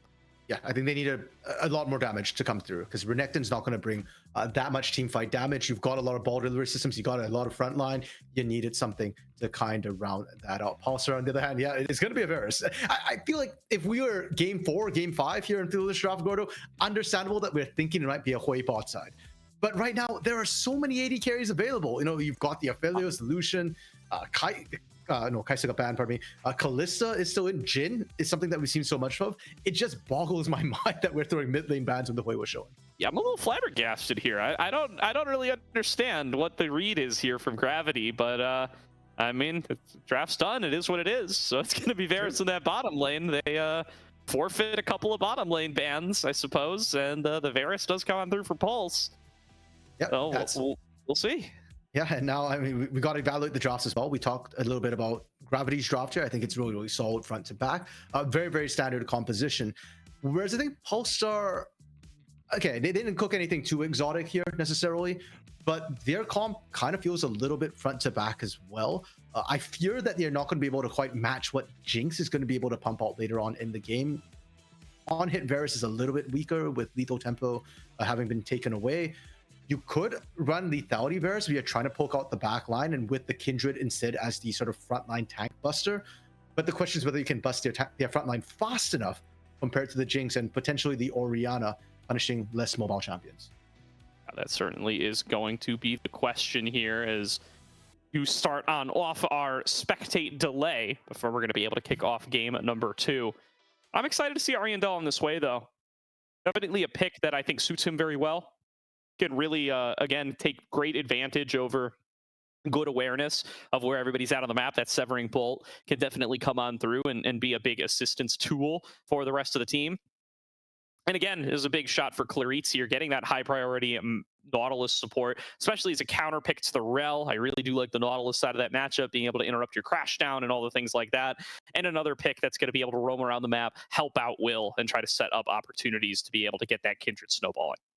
It feels like in the support role right now, when it comes to engaged champions, there's a very clear tier list, right? At the top, the S tier, it's Leona, it's Nautilus. The A tier, it's like the Rel, the Alistar, and then it feels like Rakan's further down. I mean, Braum could go up there. He's not really an engaged champ necessarily, but in that similar vein. So I love the fact that, hey, since Leona's off the table, we are going to prioritize the Nautilus instead. And because we had to pick the Rel so early on, actually, that's not true. The Nautilus came out first. I would have actually preferred, I think, to see the Braum come through, especially if your idea was going to ultimately be a very strong front to back composition for the side of Gravity.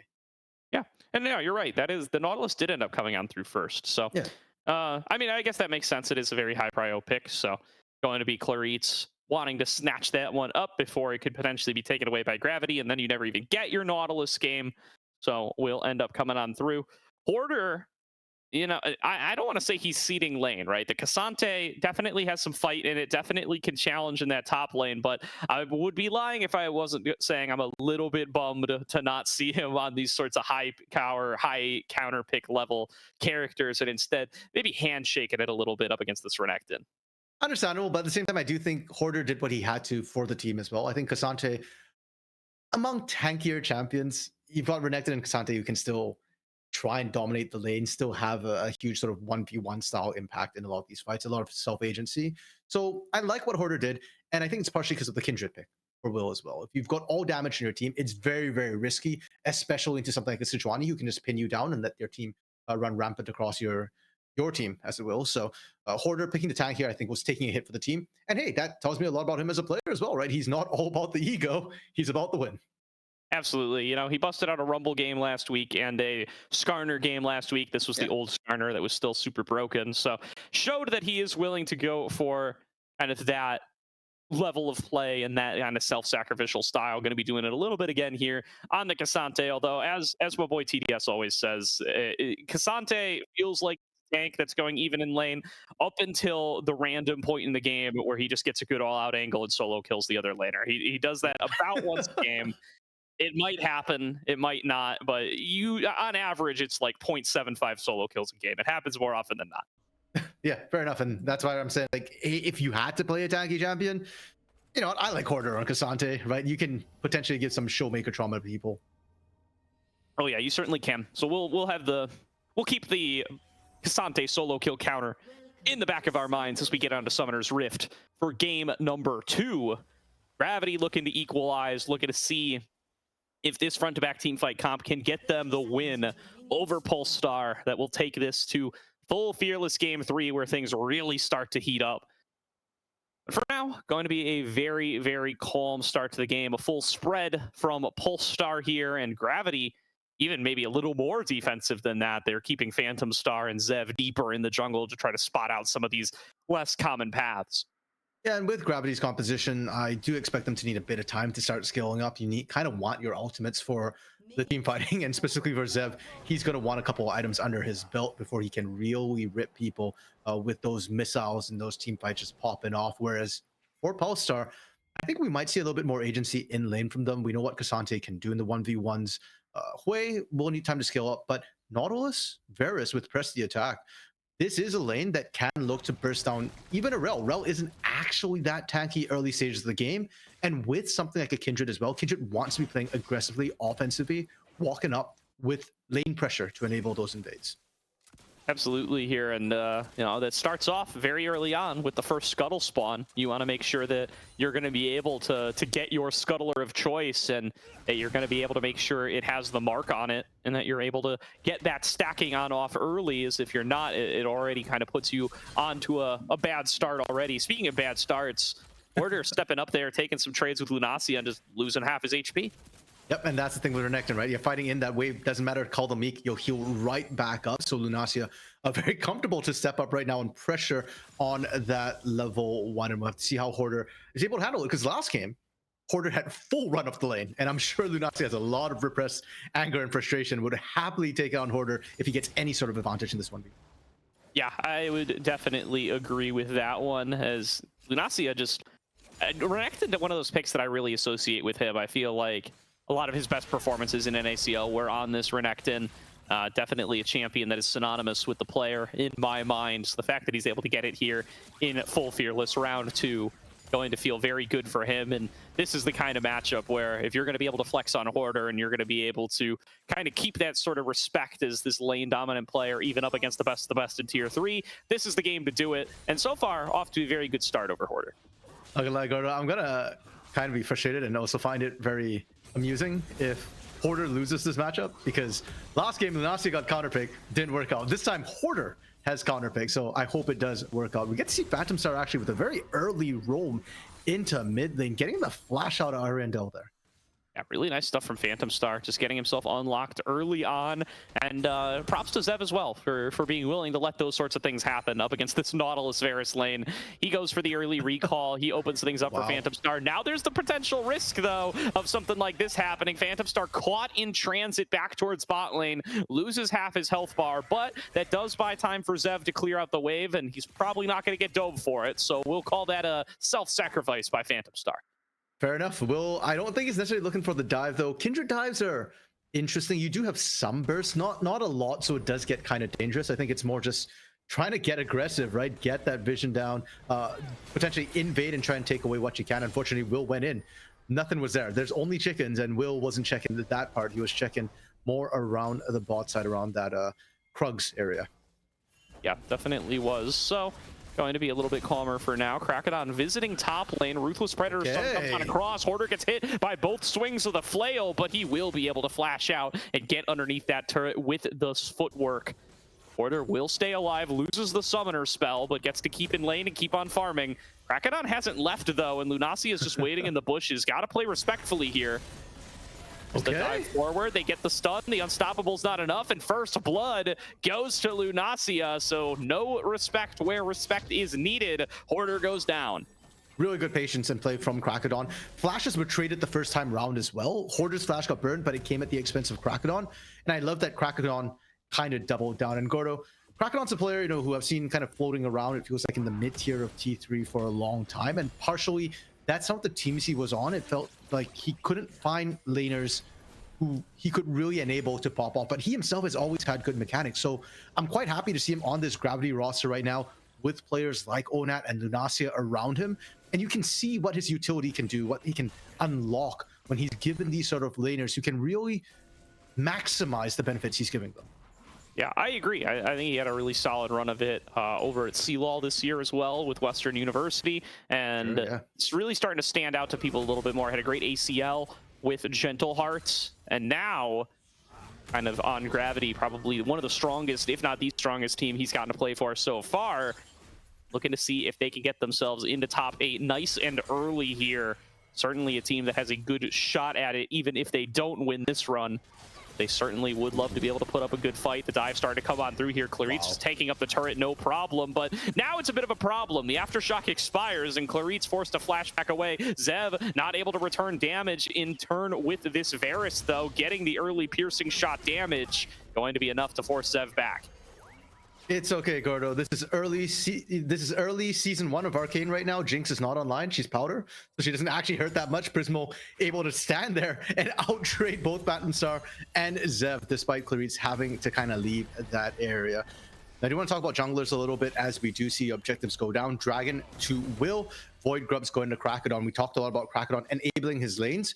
His lanes have to carry him, right? Because all these ganks are coming at his personal expense. Will is very far ahead in terms of tempo, and with the Kindred as well, Kindred being a carry, letting her have free run like that and letting her kind of take over and get a big lead will come back to bite you as the game gets later and later. Absolutely will.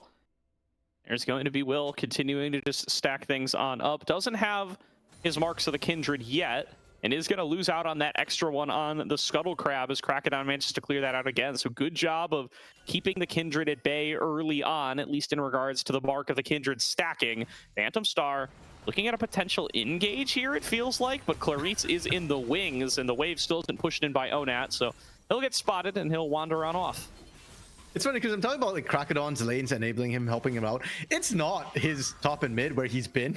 It's Phantom Star roaming out once again that's enabling Krakodon to go in and try and take away all these things. Ultimately has to go. Ooh, cleanse blown out of Zev in the bottom lane in the one-on-one. Yeah, I mean, this is a tough one-on-one matchup to have to play, but embracing the identity of supports that you're supposed to just wander all around the map now. There's a reason they made the support items into an atlas. RMC, they clearly want supports to just be traveling the world and seeing the sights and sounds it has to offer. And Clarit's and Phantom Star, they've been well happy to oblige on that this series. Even last game as well, we're seeing a lot of heavy roams coming up from Clarit's Bards. I remember showing up top lane all of a sudden, trying to make things happen up there. Prismo now actually out of lane, and I'm curious if this is actually a lane swap they're calling into the mid lane to try and maybe get Prio for Void Grubs. It feels way too early for that. No, you know what? Prismo just wanted in on that world tour. Just wanted to leave home for a little bit, take a bit of a summer vacation. Yeah, and there you go. I mean, Prismo back in time to snag his waves. He's got a little bit of a CS advantage, so it's certainly been enough thus far. And we just get right back into the farming. Will going to be able to snag himself a camp there. Still not even having marks spawn in the enemy jungle as he has yet to take a Scuttle Crab. Really, really unfortunate. We'll have to see keep an eye on that for Will. I mean, getting the camp lead is fine, but really the marks are what we're looking for. Hoarder potentially getting dove here. Yeah, this is a tough dive, though. The Cassante has all the tools available, goes unstoppable, gonna be able to get the double stun, has the all-out available soon as well. Krakodon goes back in, re-engaging, tanking up the turret, but both targets are pretty low, and all-out is still available. Gonna be able to pull Krakodon back on in, goes all out, pulls him back underneath the turret. Lunacia tanks it up for a critical second to save his jungler's life as Hoarder now feels forced to fall back away, has the unstoppable yet again, diving forward, footwork backward, turret shots come through, Hoarder flashes away, and the solo kill in the 1 versus 2 goes to Hoarder. The young hands, the successor. Hoarder coming in and showing Lunacia how it should be done. And now Arendo with the dive bot side. Whoa, what a throw out of the spiraling despair there. Just catches him. Well done, knowing the maximum range. I didn't even think that was going to hit, but it certainly does. And now Pulse, 4 versus 1 tower dive up against Zev. Prismo going to be able to claim the credit. Aim by to help. He's going to shockwave Will back in. There's going to be that use of the ultimate here before too long, but will not end up going down. Onat managed to stay standing. So low. Everybody is so low. Phantom Star's leading the charge back in, and now they got to worry about getting out of here with their lives. 3-man stun from Phantom Star will hold them in place, but there's going to be the ultimate. Them alive. Will holding everybody strong. Claritz takes him down. It's a double kill to Prismal. Holy crap, Gordo!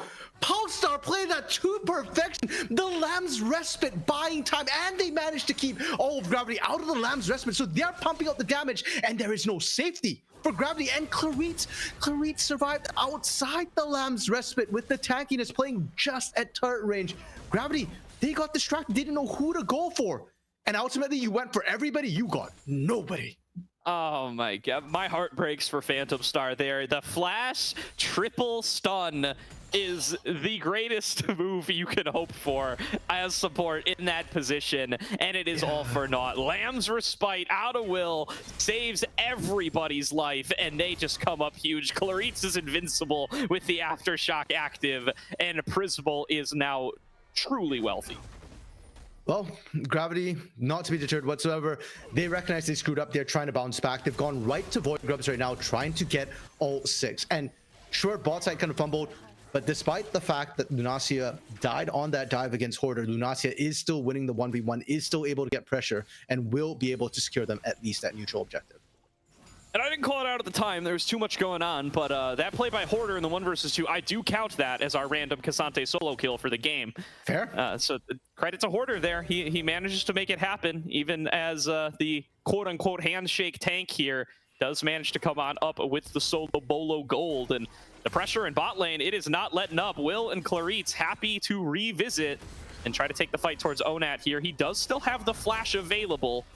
They do decide better of it now that Phantom Star is present as well. And the fact that we saw Will down there, Ariandel was actually already rotating as well. There is no Lamb's Respite for Will, so I do think if they wanted that dive, they would have needed Ariandel. But the idea was there. This is what I'm talking about when I say Polestar feels like a more cohesive unit than we're used to seeing from teams at this stage of the game. This is not a roster that's played a ton together through multiple OQs or anything like that. They got put together for this. But the communications are clean, the teamwork is clean, and that's what's enabling these sort of dives and these incredibly narrow plays. Yeah, I mean, the only experience together, and I might be wrong a little bit here, but that I can think of is Will and Prismal playing together on Mirage Alliance in the NACL, but AD jungle synergy, not really something you hear people talk about too much, and I don't know that it's necessarily what's been the breaking point in this series. The rest of the squad just working really, really well together. Despite all that, though, Gordo, the goal difference actually isn't that big at this point in the game. We are cresting 13 minutes, pardon me. Order. You can see. Oh. He's going all out. He wants to take this one-on-one. Lunacia has a completed item, but Will is here to bail him out. And as long as Hoarder is not going to try to take this fight too far, this should be an easy one to clean up. Will going to be able to claim that credit. And Hoarder just sitting pretty over on the other side. I thought he was crazy for taking that fight at first into the Black Cleaver, but the help of Will's enough, and Prismal getting involved here as well. He arrives to the play, comes in on the flank, cleans up another 4-0 on Prismal for the Varus. What are these rotations we're seeing right now, Gordo? I'm liking it. Prismal, AD carry rotating up to this top lane, so effectively double AD carry. They're going to get the kill. They're going to get a bunch of plates to boot as well. Scuttle on that top side. Will, is he going to finally be able to Scuttle? It's beautiful. Yeah. Okay, TP coming in to try and stop Prismal. Keep in mind, Will is still in the area. Okay, this might be doomed. Prismal doesn't have Flash, doesn't have Cleanse. Lunacia's on him. Will comes in with the Lamb's Respite just in time, and this might be a 1-for-1, but Super Mega Death Rocket might make it a 2-for-0. Lunacia crushes the 280 carries with a little help from his buddy Zev, and Clarit's gonna get caught out in the exact same play. It's gonna be 3 kills, back over to Gravity, plus the Rift Herald. Okay, and this is the law of gravity, Gordo. What goes up must come down, and Polestar had their up. They are now having their down. Huge play through from Gravity. Bot side, though, Hoarder will still be able to find first brick for Polestar. It's not where they expected, but hey, we take it wherever we can get. Yeah, you know what? It's first brick over to Polestar, but it's an objective bounty for Lunacia, so they both actually get the bonus gold. I'm not sure if it technically is a little bit more for Lunacia. I think it is, though. Yeah, I wouldn't be surprised. I mean, it's up there, right? 250 gold for the turret there. Well, it's not something. That's the thing. It's not something you can control as Polestar, right? It's not like if you Sure. wait longer, you get the objective bounty. You're too far ahead. And speaking of being too far ahead, Gravity certainly thinks so, as they're going to collapse onto Prismal for a second time. Both summoners come down, and Prismal just one-shots Lunacia. He does not care. Stands his ground, fights back, and now Clarice is here to help him take a little bit more. There's going to be the depth charge coming on across the team. Going to be able to find that knockup. Guarantees the severing bolt for Ariandel, and Prismal takes a second life, punishes them for overexerting themselves. Gonna take that topside outer turret and keep right on pushing right now without the tankiness, with Krakadon and Phantom Star both back at base. Yeah, I don't fancy Onat's odds in that situation. Oh, actually, they do back off. They're rotating for mid outer turret instead. This one I think is a bit harder to get. Yeah, perhaps. Like a little bit too much clearing coming on out there from Zev, going to prevent anything from actually falling on down. That is now 3 hunts completed. Thank you very much, PVS. Over to Will in the jungle. So one more to go, and then you hit like real champion territory on this Kindred. I don't mean to disrespect the damage that Kindred puts out, but 475 range or whatever she has base, not enough to be playing a marksman style of League of Legends. I'm gonna, you know what? I don't care about the champion. Will's playing it. It's a champion in my eyes. 1-1 and 5. Lunacia popping dominance early, but can't quite deal with the range, and Krakadon gets hooked. All right, yeah, I mean, Will looking like he's got all the range he needs right here as he dances around Lunacia and Krakadon and keeps their health bars low. The rest of the squad, the full 5-man crew of Gravity, arrived to the play to try to run interference while Ariandel is still cleaning up mid lane. But 4 versus 5 or no, it looks like Gravity are the ones that are being pushed back.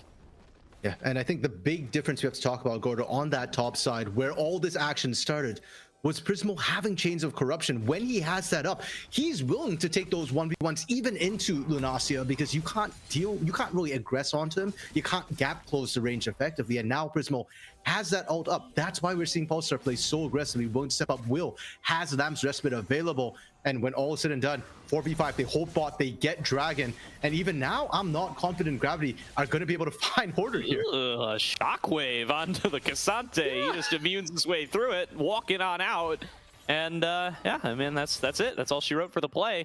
Prismal's there for the backup, but he's just going to take a recall alongside his top laner, although it does look like Hoarder wants to hang around, wants to make sure that Lunacia doesn't get the opportunity to collapse. And actually, now that he's way behind him, he's calling over support in jungle and says, hey guys, we got a little 3 versus 2 waiting for us. TP being channeled. It's Onat coming back in to try to bail out Lunacia, but this is still a 2 versus 3. Super Mega Death Rocket doesn't find its way on towards anybody. Lunacia gonna be the first one to drop in the fight. Phantom Star is here to try to bail out the team, but it might just be giving over more and more and more gold into the pocket of Polestar. The lockdown for Prismal will look to find a kill for Zev. They do give that shutdown back over towards the Jinx, but Ariandel is here for the backup. Lands the Spiraling Despair, continuing to fire out spells on towards Zev. But Zev, he gets left with some more HP, pushing more into the combo. Will allow Ariandel to finally finish off the opposing AD, and it looks like somehow the remaining members of Gravity were able to disengage from the fight in the bottom lane. Onat barely with the dissonance, creating that speed up, is able to get him and Phantom Star out of trouble. But in that mid fight, Ariandel in the 1v2 situation, he was so close to going down. And props to him, it's not easy.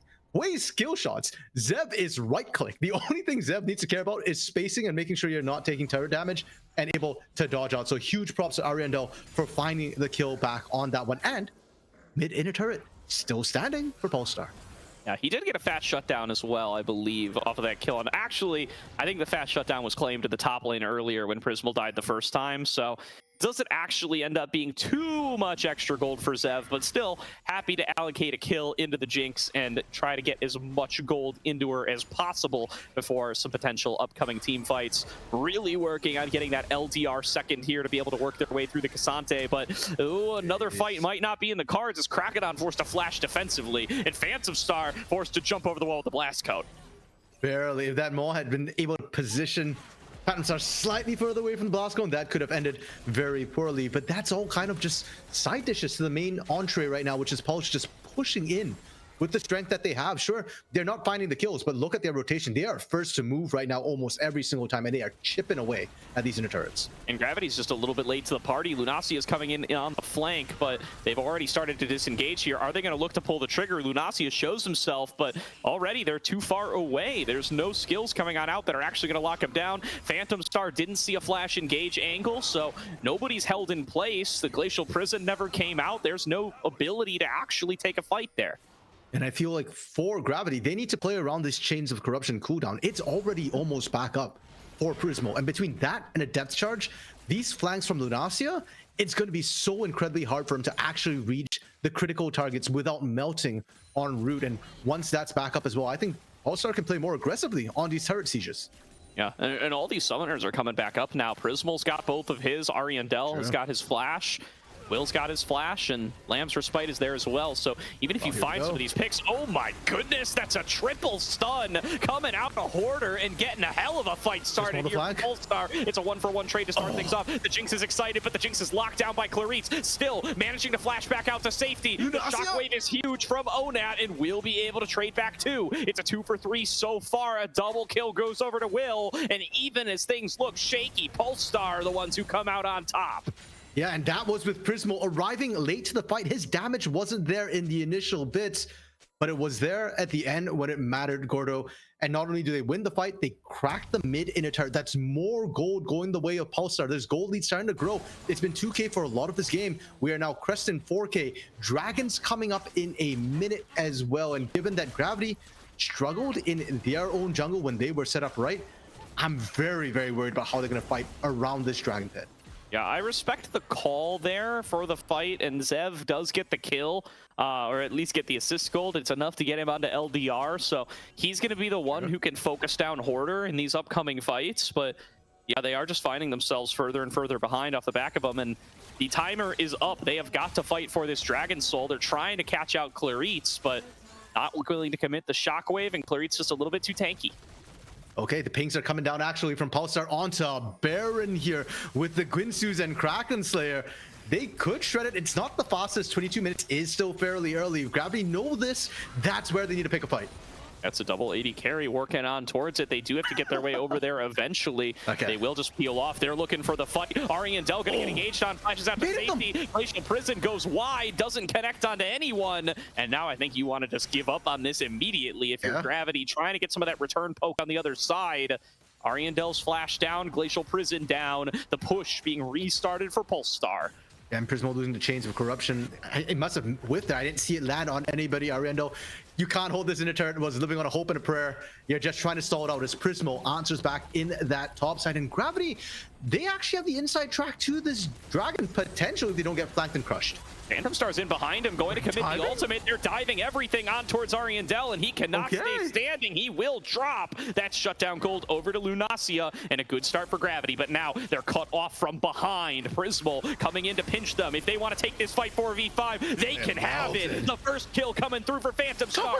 Shockwave connects onto nobody. Double kill for Will already. Hoarder over the wall, dueling with Krakodon, and he's gonna come out on top while he's all out. A double kill for Hoarder. Ariandel falls, but 4 more are claimed in revenge for Polestar. And Gravity, the initial dive on Ariandel, it looked good on paper. They went deep, too deep, Gordo. They went off the deep end on that one. They're gonna lose Baron. They're gonna lose Infernal Soul as well, and that's everything Polestar need. What more could you ask for? Infernal Soul for damage and poke, Baron for push. Absolutely here. Shout out to Kelsey Moser coming through with the raid, as they want to check out how this game is going to be ended up. And it's looking like a 2-0 for Polestar at the pace we're currently at here, RMC. They clean up the Soul, they clean up the Baron, they clean up everything, and they have got themselves a 6K gold lead. Is Kelsey a Pulse fan? Because she came at the perfect time to watch them pop off and potentially put the final nail in the coffin. She said, gotta raid the Pulse game in chat, so I guess so. You know, gotta give some respect over to the undefeated boys either way, and they certainly are showing why they've been undefeated thus far in this series. This game looking arguably even less close than game number 1, as they feel incredibly strong off of some of these super one-sided fights they've been able to take, and it all feels like it went wrong in that bot lane skirmish. So far, Gravity not been able to really find their footing since then, but they're going to have to find it fast if they want to stay alive in this series. And they're running out of space, running out of time. Now, this inner turret, I don't know if this is the hill that Gravity necessarily wants to die on. You could maybe if you can find a beautiful shockwave, but it's not quite the funnel point that the inhibitor turrets are. So I'm actually very curious if they want to just give this inner turret and try and fight at those inhibitor turrets instead. Order, meanwhile, on split push duty, just getting this wave in mid lane, feeling confident in his ability to brawl with Lunacia, given the 2-level advantage as well as the item lead. And you see, we'll see as they trade with each other here. It does not look very good. The Dragon Soul doing a lot of work there. Is Onat going to be the target? Depth charge connects, but Claritz feels forced to flash backwards. Does not want to be the victim of the full-fledged assault from Gravity. So it will just be that trade of resources back and forth. A couple of important engage tools down for Claritz, but Order doesn't seem to care. He's still looking for his fights. That siege cannon in the mid lane took so long to wipe out. Hold up, Crocodon is gone. He's a tank. Right. I mean, there goes the Chains of Corruption. They do their job. They hold Crocodon still, and the rest of the team just beats him down. Polestar knocking on the base doors, and they're going to take themselves the mid lane inhibitor at minimum. They're starting to set up for more in the bot lane with this Baron buff. You know, Gordo, I really thought we had more time to talk about the mid siege because that was Crocodon. But with Crocodon down, if that's what happens to your tank right now, nobody on the side of Gravity can look for the engage that easily. Yeah, no, I mean, to be fair, he's gone Zeeks and Warmogs, so kind of relying on not dying in the initial burst to really be able to stay alive in these fights. Didn't happen that time. Let's see what happens to Claritz as he gets snared on up by those clap traps. Advancing forward is Lunacia. He's the new frontliner as Crocodon has respawned and shown back up. Nice shockwave onto 3. Nice crash down onto 4. The Lamster Spike keeps him alive for a little bit, but it expires, and so does Polestar's lives in this fight as the dive through from Crocodon and Lunacia absolutely demolished Polestar. It's a triple kill to Zeb to save the game and throw Polestar out back through the doors they came in.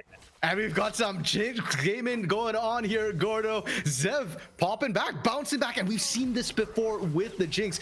Give her enough kills, and she's suddenly right back into the game. Polestar, they were doing so well, but the patience on Gravity to wait out the Lamb's respite. Everybody was clustered together, and that's when they unloaded the AoE. That's when they found all the squishies. That's when they find their way to maintain their hold in this game. Absolutely. 8 marks of the Kindred there. I saw it, PVS. Thank you very much. Will has got his second round of upgrades on through. And it's the weirdest math to have to do live on stream, as it's multiples of 4 plus 3 every time he starts to upgrade. 7 was the second threshold there, so did get a little bit of that additional range, and will give you more opportunities to proc some of these on-hit effects that Will has been building up here. He's got the Kraken Slayer, he's got that Terminus to continue amping up that damage onto this front line and the double 80 carry composition. Oh boy, is it online, RMC. Yeah, it feels like it's been online for a while. Now, the range on the Kindred right now, I don't know what the break-even mark is to be able to match the Jinx range, so a little bit additional range is nice, but Gravity still have the ability to play from longer range. The biggest problem right now is their front line can't hold. Absolutely, and I mean, they won that last fight through a beautiful series of engagements there from Phantom Star and from Crocodon and from Onat. I don't know if they're going to be able to replicate that same thing, especially when they've already lost so much of their health. Will is just ripping them apart, using these Infernal Soul triggers at the enhanced range.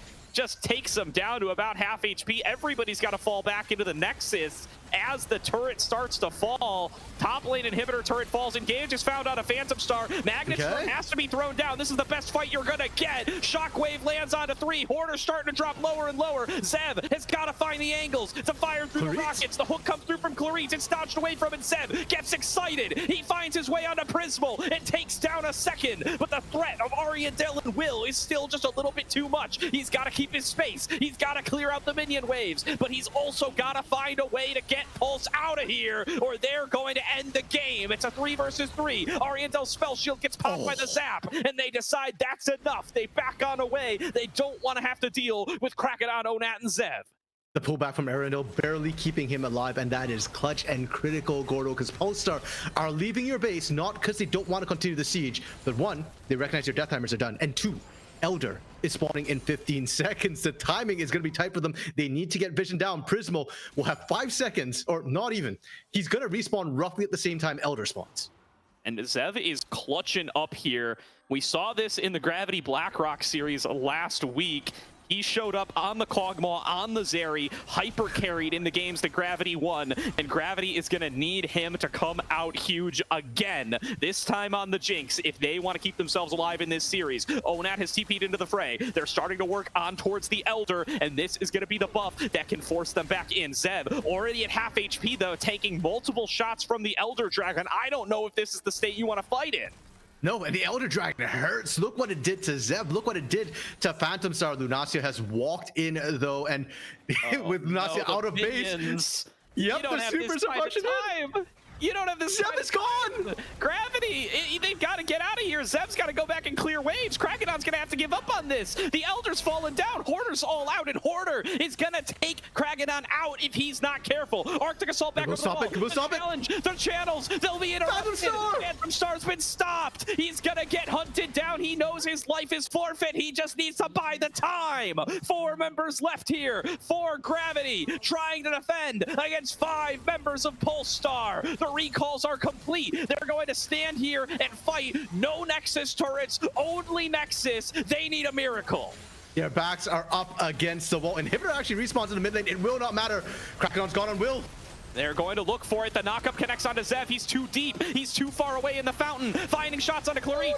Forward. Shockwave connects onto 2. Lamb's Respite does not work on the Nexus, and there's nobody there to stop Polestar. They take it down. They win the series 2-0, and they will remain undefeated moving into top 8 bracket.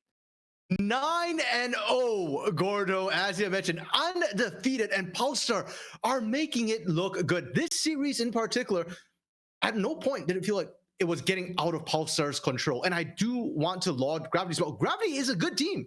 This is not like Polestar is running over a super low-seeded team. Gravity has really, really good players, former NACL players, and Polestar are still just crushing it. Looking very, very good here. I got to give it to them. I mean, still staying undefeated. It's so easy to give them the credit. You know, they got themselves seeded into the strongest group they possibly could, but group ended up pretty strong. I mean, the group ended up stronger than you would hope for as the 5-0 team, but they roll with the punches. They take it 4-0, and they will be the first team to qualify for top 8 here in NACLQ Summer #1 2024. Add in more words here for how we describe this tournament. But what a fantastic run it has been here for Polestar, and you got to be excited about this team coming into top 8. Yeah, and whoever's playing against them, good luck. On the other hand, though, Gravity on the other side, honestly, they still showed, despite their loss, some good moments from this team, and their individual talent is still undeniable. Unfortunately for them, well, fortunately for them, this match wasn't for elimination. It was for promotion up into the next level. So Gravity still have another shot, right? They played the winner of BlackRock Esports and next level Esports. Last I heard, BlackRock was 1-0. So actually, BlackRock has already won their game. Thank you, PVS, for the update there. So a rematch between Gravity and BlackRock Esports. Absolutely here. Yeah, BlackRock taking that 2-0 over next level will eliminate next level from the NACL Open Qualifier #1 Summer 2024, all those things. Really good stuff from them. I mean, congrats to those guys for being able to make top 16 from such a low seed. Nobody expected them to be here. Props to them for their run. But BlackRock solidifying themselves as a contender, getting themselves in towards a qualification round of their own. So it will be a rematch of Gravity versus BlackRock to be played a week from today. And that's a series that went to 3 last time and was very, very close. So that's going to be a spicy one that I hope we get to check out. If not here, at least on one of the OQ streams. Yeah, for sure. Especially, when we consider Phantom Star played last time.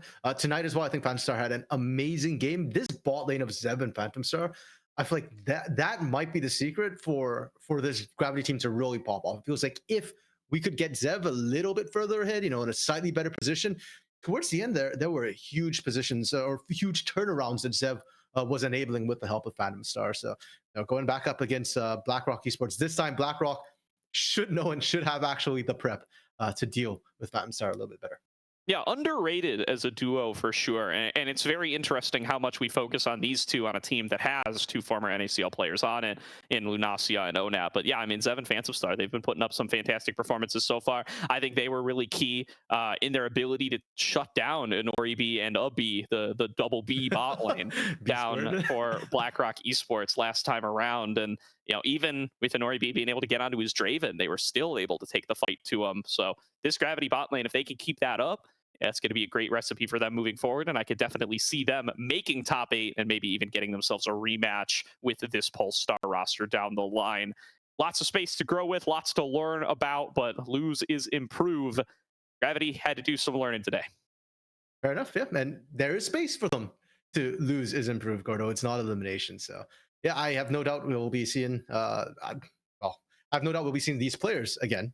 Whether or not they make it up into the bracket stage, well, that's still up for grabs. Absolutely. But that's going to do it for our stream here on Aegis today. We will be back tomorrow where we are doing Group C. What was that? Contingent versus Group C. Contingent versus Gromp. Yes, we're doing Contingent Gromp Court tomorrow. That is going to be a spicy one. We're going to send you guys over to NACL 2, where Gentle Hearts Gaming is tied up 1-1 with Dragoon's Goons. That series going the full distance, so going to want to check that one out. We'll see you guys over there. But once again, thank you for tuning on in tonight. For myself, RMC, and PVS here on Prod. We'll see you guys again tomorrow.